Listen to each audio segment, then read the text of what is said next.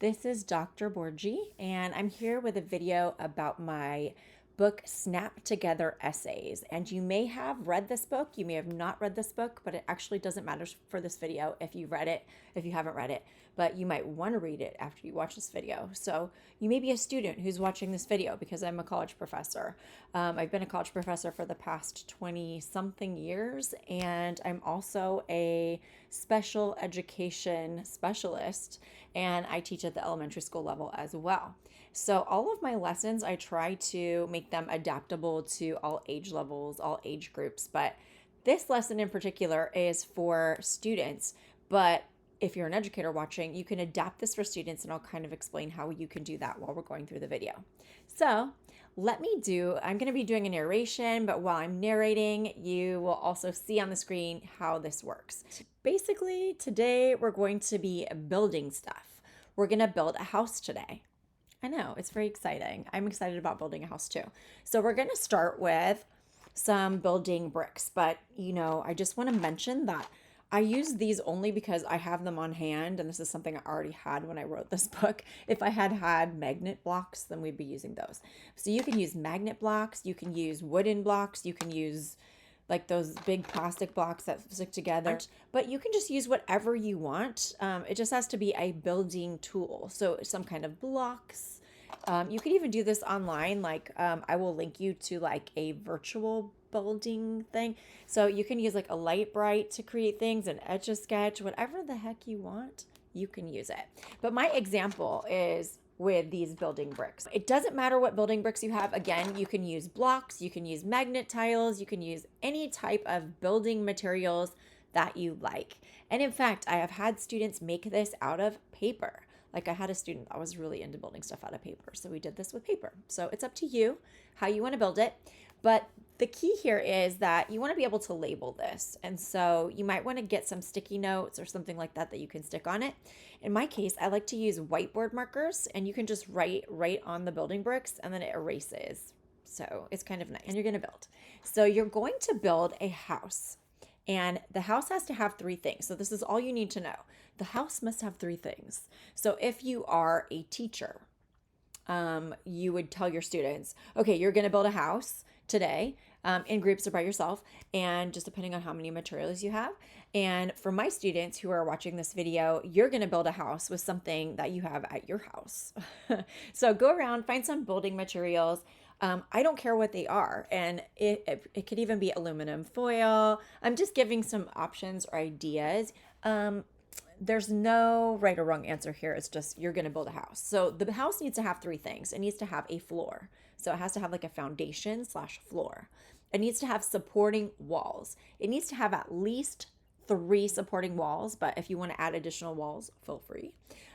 Most people do 4 walls because that's your standard house. And then it needs a roof. So you have to enclose it. So that means you have to build it in such a way that you have a floor, structured walls, and a strong structured roof. Okay, so this is like building an essay argument, and we're going to talk about how this analogy of building a house relates to writing when you're done. So take a minute, build your house. I'm going to build my house, and then I will come back and I will help you label the house. Okay, all right. While you're doing that, I'm going to have some coffee, build my house, take my dear sweet time. Oh, you're back. Okay, I'm ready. So I went and I filmed my example, and this is my finished product here. And so it looks like this. Beautiful, right? So let me go through how I created this. So let me go to my B-roll. This is a reminder that there's no right or wrong way to do this. But if you are an educator, you probably want to get just a floor piece, 4 wall pieces, and a roof piece if you're doing this with younger kids, because they can't handle building with this many bricks.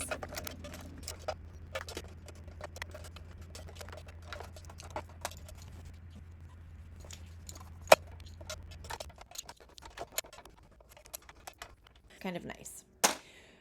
So as you can see, we have a finished structure, and of course, everybody's structure is going to look a little different, and yours does not have to look exactly like this.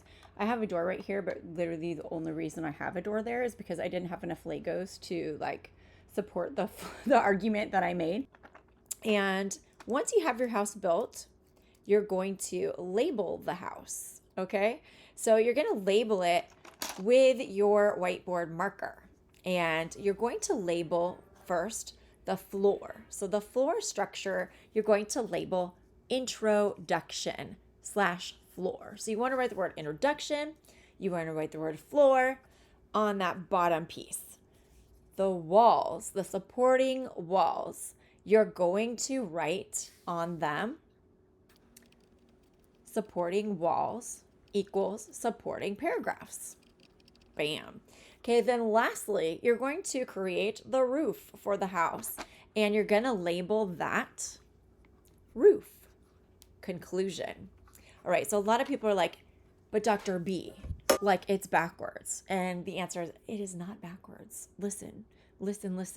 So when you're building a house, you have to start with the foundation or the floor, right? So without a foundation, you don't have a house because it won't like stay standing if it doesn't have a foundation. It'll just blow over in the wind. The big bad wolf can come and blow your house in.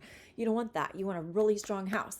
And so in order to create that strong foundation in your essay argument, you need a strong foundation / floor. So your introduction is that foundation. So when you begin writing, you're actually building the foundation of your argument. So I bet you thought this house was about your essay, but it's actually about your argument, which is about your essay, but it's more about the essay argument than it is about the essay structure itself. We have another structure that we're going to build that is about how the essay is supposed to look, but this is about the concept, the metaphor, the thinking that goes into the argument or what you're going to say in your essay. So when you're thinking about what you're going to say, you want to start with a strong introduction. That introduction needs to be based on an argument of some kind. So I have an example about cats. So we're going to start with a strong introduction. Cats are better than dogs because they are more emotional, they are more independent, and they are lower maintenance. So I have 3 supporting walls there. I could add an additional argument that cats are just cuter, but I don't need it, but I could add it. So I have strong supporting walls that support this general argument that cats are better. Okay, then I'm going to add my roof. Now the roof is the conclusion. So conclusion equals roof. And the roof closes in your argument, so that way you have a strong and complete argument. Without the roof, which is your conclusion, where you wrap up the reasons why and explain one more time why cats are better than dogs.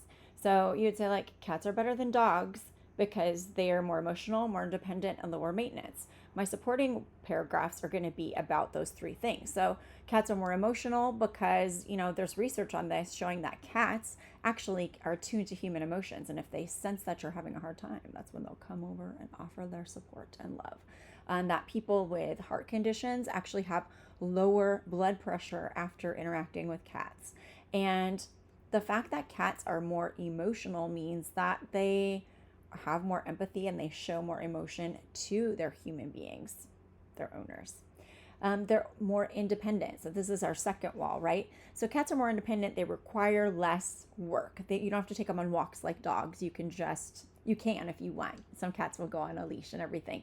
But for the most part, they're just pretty independent and they do their own thing. You only need to provide a litter box, maybe play with them a little bit, provide some toys, food, water. But it's not like dogs where you have to like take them outside to go to the bathroom all the time and like take them on a walk twice a day or something like that. They also require a lot less training. Cats are trainable, by the way, but they require a lot less training than dogs. They can just live their best life. And they're more independent. So that's another one of my arguments, that cats, they can fend for themselves. They don't need a human to be with them all the time like a dog does. Like, you don't need to worry about like someone watching your cat constantly while you're gone. You can just have somebody come feed the cat, clean the litter box, and that's it. So that is why, and I'm going to restate my thesis here. That is why cats are better than dogs, because they are more emotional.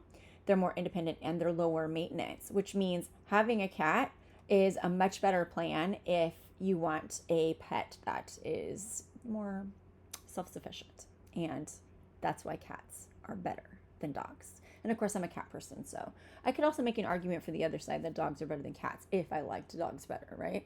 So that's my example about how to create a house that represents an argument in an essay. And this is part of my book called Snap Together Essays. And if you're my student, I hope you built one of these beautiful pieces. You didn't need to use building bricks. You could use anything you wanted to build the house, even paper. And maybe I will do an example with paper someday, but if you could tell by my my Lego building, I am not the best builder. And that's the thing, is like, you don't have to be a good builder to do this. And you can do it in groups too. Like if you're a teacher or something, you could like create groups and have the groups build it. And I think that I like that better, because for people like me that are not good at building things, it's actually nice to have someone else that's good at building things in your group, and then you can just watch. I'm like, I'll just write the stuff on the walls, and like I'll do the explanation. So in your assignment, if you're one of my students, you're going to go ahead and take a picture of whatever structure you created, whether it was out of paper, foil, whatever you decided to use. And I know you guys are probably way more creative than me, but you're going to build your own house, label it somehow, take a picture of it, and put it in the assignment. And that's all you have to do. High five. Great job. Okay, let me put this beautiful house away. I like never want to tear it apart, but just FYI, if you are using Legos, just know that this whiteboard marker comes off like no problem. So I'm just going to show you, like, oh my gosh, look at that. It's beautiful. It's all gone. So now it's like it never happened. I didn't learn anything about essays today, and I could take this whole thing apart and put it back in my Tupperware, and we will be all set and ready to go. But as it is, I'm going to grab my Tupperware. But what I would like to do is just keep this house forever, because it is so cute.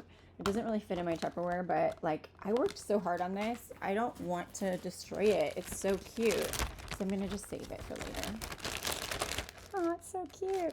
Maybe I'll take this and use it as an example in my upcoming in-person meetings with some professors that I'm going to train on how to do this. So I hope you enjoyed this lesson and that it was fun for you. I know I had a fantastic time and enjoyed myself. I also want you to know that I really want you to learn to write. And this is a great way for you to learn how to build a strong argument. And you'll remember when you're working on a test that your introduction has to come first. That's the floor. Your supporting arguments have to build off of that floor structure and support what you're saying to create strong walls for your house. And then also you have to enclose your argument by making a strong conclusion, which restates what's on the floor. Like, you want to just continue with that structure all the way through, so it is all one big strong house/building. Okay, so in another video, we're going to build a skyscraper, so I hope you're excited about that. I will see you next time. Thank you so much and have a wonderful day. Bye.